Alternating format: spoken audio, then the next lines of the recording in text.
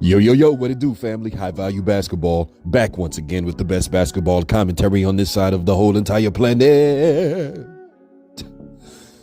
What we gonna do with Kevin Durant, man? Kevin Durant, he is officially in a quandary.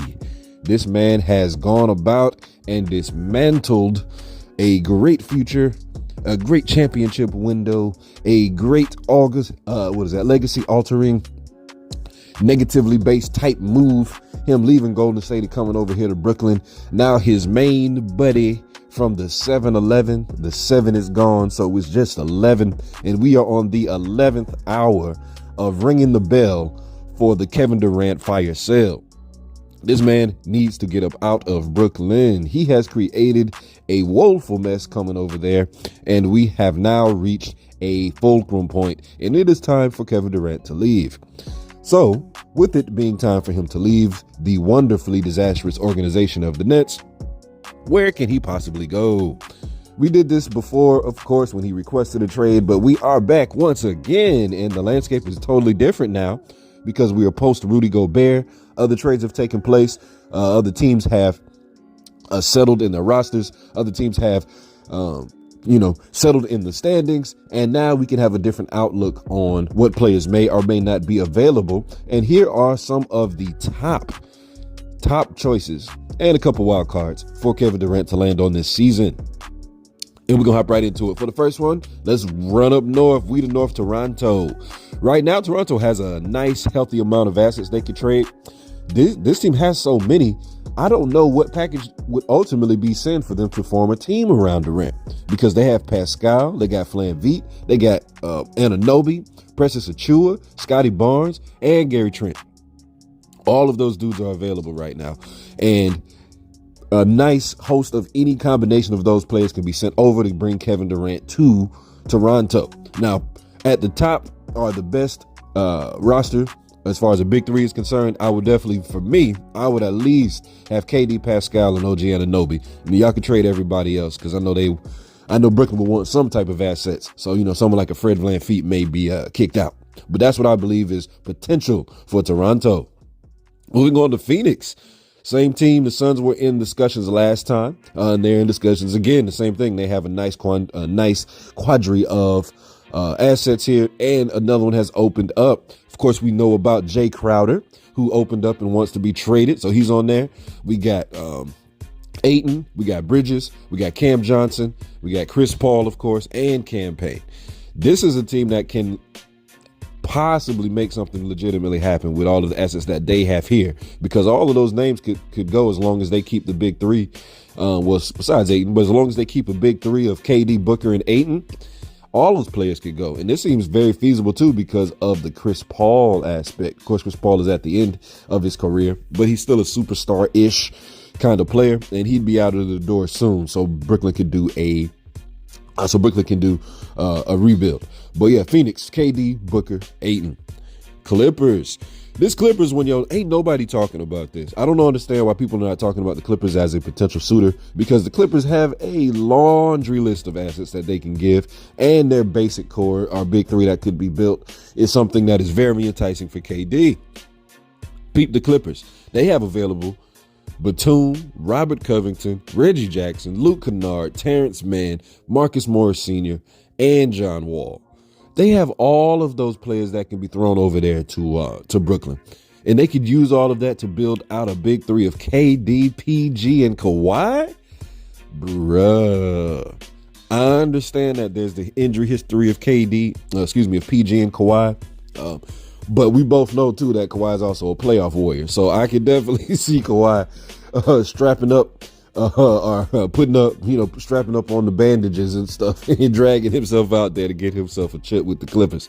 And that would be a crazy move. And both teams could presumably win, for what it's worth. They ain't no winning a KD trade.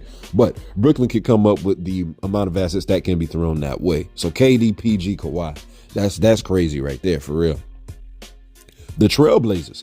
This one is a long shot, because Trailblazers don't have too many assets. But again, just given the circumstances, I'm throwing them out there because I'm sure KD wouldn't mind playing with Damian Lillard, especially after the unreliability of Kyrie.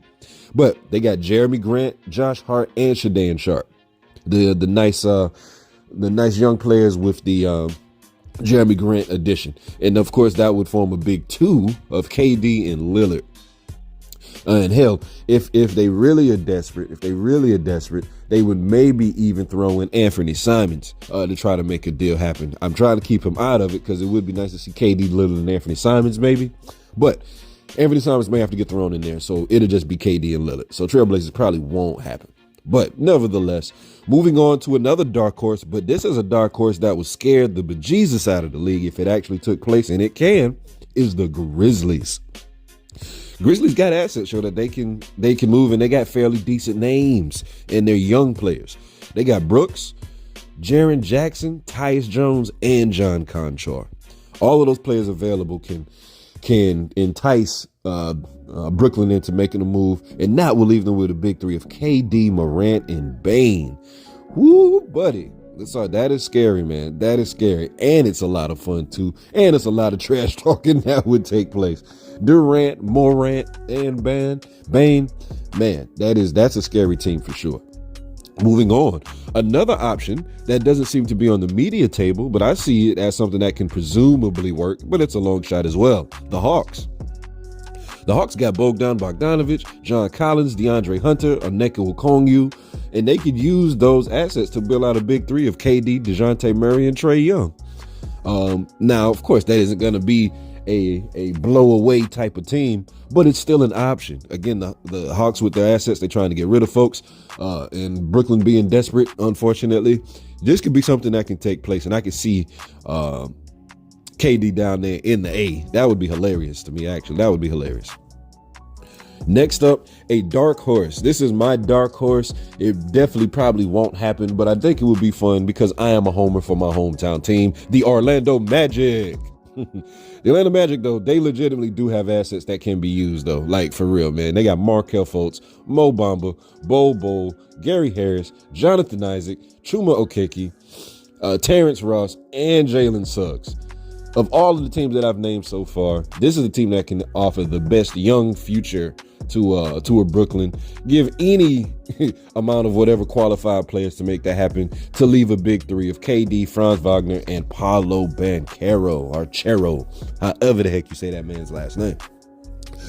This is, like I said, this is something that probably won't happen, but I think it would be fun, and it would be dope to see KD out here in my city. I can go see him in person every week.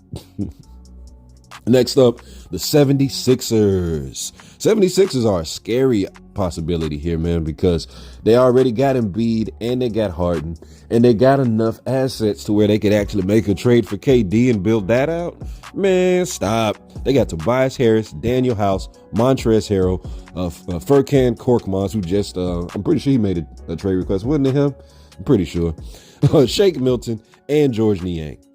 That is a lovely set of, rotational players that you could fill out your roster with being Brooklyn. And yes, the 76ers would end up being the new scary team in the East of KD, Harden, and Embiid. And I think that would be a crazier big three than the one they had in Brooklyn with KD, Harden, and Kyrie. This seems to be a little bit more balanced, and I can see them taking a couple chips if they, act right and don't diva out. But that's also a long shot pipe dream too, because I think the 76ers are going to stay impact with what they got. And last but not least, the most frightening, terrifying possibility for KD to go to that will put him in a position to be in the driver's seat and to potentially terrorize the league all over again would actually be the freaking Denver Nuggets, man. Nobody's really talking about this, but look at what they could build out, man. Nuggets have assets. They got Aaron Gordon, they got Jeff Green, Michael Porter Jr., Ish Smith, and Bruce Brown. All that could be available. And if they even wanted to sacrifice, they could even get Kentavious Caldwell-Pope. And doing all of that, they can perform or get together a big three of KD, the Joker, and Jamal Murray. Those three with any amount of the backup players that they have, even if they give up their best backup players, this team is immediately the most scary team in the NBA, given the circumstances and the state of the league. They would leapfrog Dallas. And it would be hilarious because Kyrie and KD will both be in the West and they'll probably face off each other. So we need some NBA drama, but we also need KD out of Brooklyn. But no, please don't go to the Nuggets because we don't want to see another dismantling of the league, even though that would be insane. So out of all of the possible trades, out of all of the possible teams and destinations, what do you say? Where does Kevin Durant land in this coming season? Will he be traded by the trade deadline, or will he fill it the season out and be traded in the offseason? Who knows? High value basketball. We be here to cover it, though. Holla at y'all. Be sure to like, share, and subscribe. Peace.